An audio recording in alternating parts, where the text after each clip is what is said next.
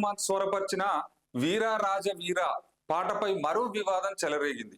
పొన్నియిన్ సెల్వన్ 2 సినిమాలోని ఈ గీతం తమ పూర్వీకుల శివస్థుతిని స్వరాన్ని ఆధారంగా తీసుకొని రూపొందించారని ఆరోపిస్తూ ఉస్తాద్ ఫయాజ్ ఉద్దీన్ న్యాయస్థానాన్ని ఆశ్రయించిన విషయం తెలిసిందే. ఈ కేసు విచారణలో భాగంగా సుప్రీంకోర్టు ఆఫ్ ఇండియా శుక్రవారం కీలక వ్యాఖ్యలు చేసింది. డాగర్వాణి సంప్రదాయం నుంచి ఈ స్వర రూపం వచ్చినట్టు ఇప్పటికే అంగీకరించిన నేపథ్యంలో ఆ సంప్రదాయాన్ని మొదటగా ప్రదర్శించిన డాగర్ కుటుంబ సభ్యులకు క్రెడిట్ ఇవ్వడంలో తప్పే ఉందని ధర్మాసనం ప్రశ్నించింది.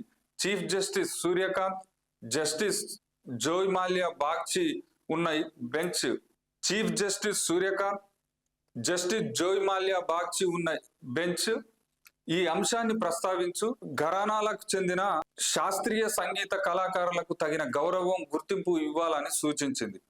ఇంతకు ముందు ఈ వ్యవహారంపై ఢిల్లీ హైకోర్టు 2 కోట్ల రూపాయలు జమ చేయాలంటూ మధ్యంతర ఆదేశాలు జారీ చేయగా అనంతరం డివిజన్ బెంచ్ ఈ ఉత్తర్వులను రద్దు చేసింది.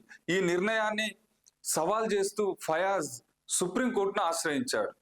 సుప్రీంకోర్టు స్పష్టం చేసిన ప్రకారం క్రెడిట్ ఇవ్వాలా వద్దా అన్నది రెహమాన్ స్వచ్ఛంద నిర్ణయమే అయినప్పటికీ అది తుది తీర్పుపై ప్రభావం చూపిందని తెలిపారు. కళా సాంప్రదాయాల పట్ల గౌరవం చూపాల్సిన అవసరాన్ని న్యాయమూర్తులు ప్రత్యేకంగా గుర్తు చేశారు.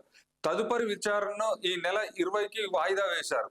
ఈ పరిణామంతో వీరరాజ వీర సంగీతం చుట్టూ ఉన్న కాపీరైట్ వివాదం మరోసారి చర్చనీయాంశమైంది.